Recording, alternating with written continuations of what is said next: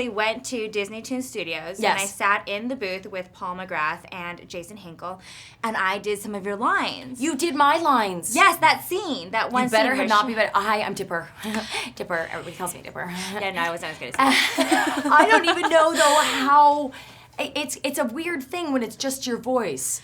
It's kind of like, you know, when you hear yourself for the first time, back when people had answering machines and you cringe and think, ugh, that's awful. So I had a hard time finding Dipper's voice that didn't make me want to throw up. But I like it in the end.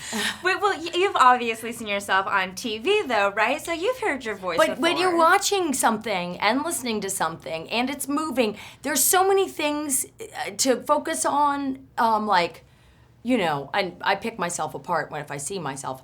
That's usually what I'm focused on, not as much the voice. You take away my frantic hand gestures or my weird faces and just leave the voice, and it's very disconcerting because you hear every weird combination of wherever you've lived. I'm from Balmerhaun. I've got the little bit of Balmer way in the back of my throat sometimes, and then there's the California, no worries, and it all kind of gets mashed in there.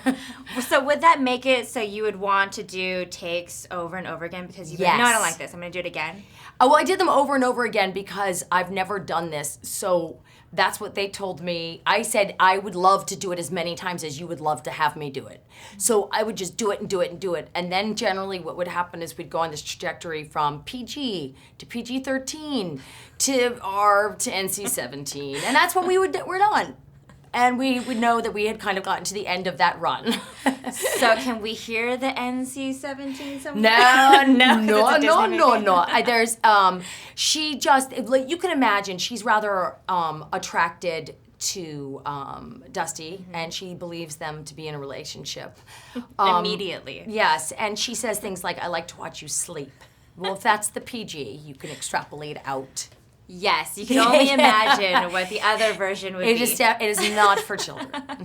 I really liked the guys, actually, because when I was in the studio trying to do your lines, they were so easy. Paul would just give me these directions, and it would kind of make it so easy for nice. me. And they made me feel like I was doing a good job. And even though if you probably condense everything together, it's however many minutes of dialogue. It's not that much, and you go in for hours. So I really realized there was an editor somewhere pounding their head against a wall because there's 100 times the minutes in the movie that I am speaking somewhere on somebody's computer, hopefully being deleted right now.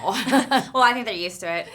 Yeah, well, I know some people, Ty, I've seen him do voiceover work, and even at a table read, Ty has to be absolutely still.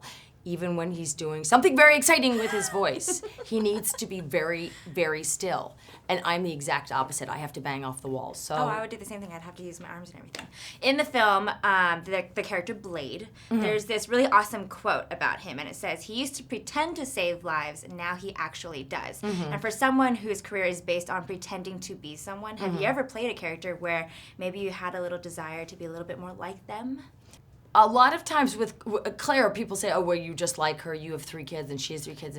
But she's further along in the process, and her kids are older. So I aspire to have children that make it to teenage years without accident or injury, just as she has done. And when I played a lawyer on Boston Legal, I did like that. I did like that, the suits and the court and the arguments, and I thought that I would have done that well in another life. I would like to have done that. Made in Hollywood.